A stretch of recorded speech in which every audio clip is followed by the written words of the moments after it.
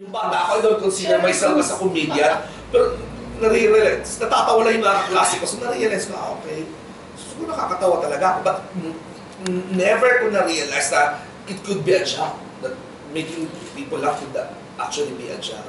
So, kasi workaholic ako, doon ko na-realize, ang pangit,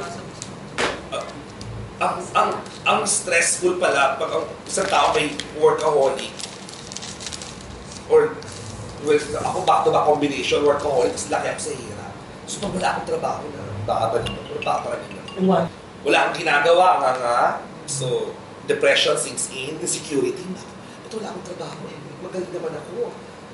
Ba't wala akong trabaho? College graduate ako, mag-apply na ba ako sa ganitong restaurant? Kailangan ko na ba mag-ganito? Yung sabay-sabay papasok sa utak mo yun. Paano ka nag-bounce back? Ayun yung literal talaga na yung dasal ng bongga. Yung bigyan mo ako ng trabaho, bigyan mo ako ng trabaho. Kasi naiiyak, bigyan mo ako ng pera. Bigyan mo ng trabaho. Yung pagbibitan na solo, hindi ko na ina-expect. At yun, gusto ko lang talaga magtrabaho ngayon. Magtrabaho na. Huwag lang akong matenga. Hindi pa ako makareklamo sa trabaho because na-experience ko na yung nga to be jobless. And that's why yung pinramis ko sa sarili ko, sa manager ko sa Star Magic, and even to God, kapag nawalan ako ng trabaho, pag nagkaroon na ulit ako ng trabaho, hindi na ako magreklamo. Feel ko bipolar ako. Kasi masaya-masaya, in one day yung tanghali, ang saya ko, patay ng gabi, bigla ako madadepress. Hindi ko alam kung bakit. So pag ganun, nasanay na ako, sine, or pupunta ako yung mga kaibigan kung alam kong natatawa ako. Of course, dasal, syempre.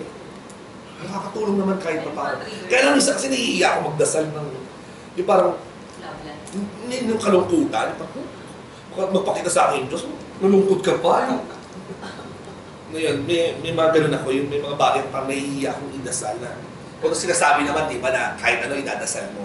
Pero may mga pera, hindi ako nahihiya akong magdasal. Love life din lalo. Hindi ko kaya talagang dasal. Lord, give me a lover? Di ba? Magpakita sa akin, bisyosa. Di ba? Wala. Luli ako nagka-boyfriend.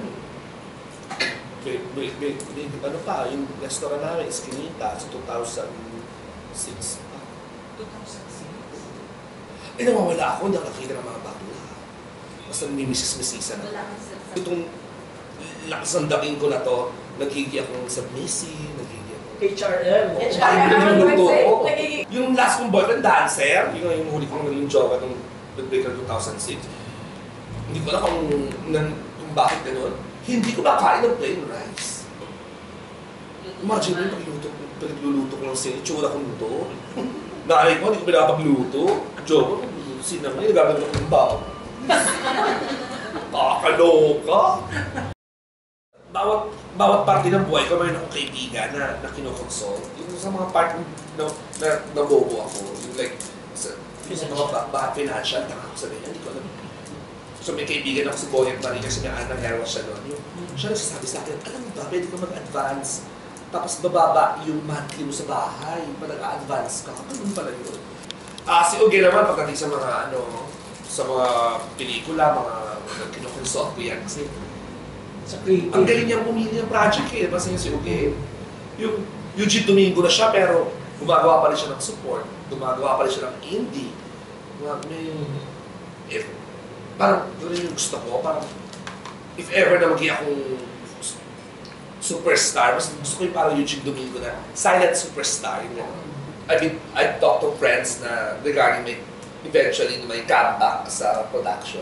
Mas malaki pa rin yung sweldo ng artista. Kaya lang, syempre, pero at least kayo regular. Kriyado kayo, meron kayong bigas every month. Meron kayong 13-month pay, may kung ano-ano pang pay. You really can't have it all. Yung talagang, or natural sa tao yata yung hindi nakukontento.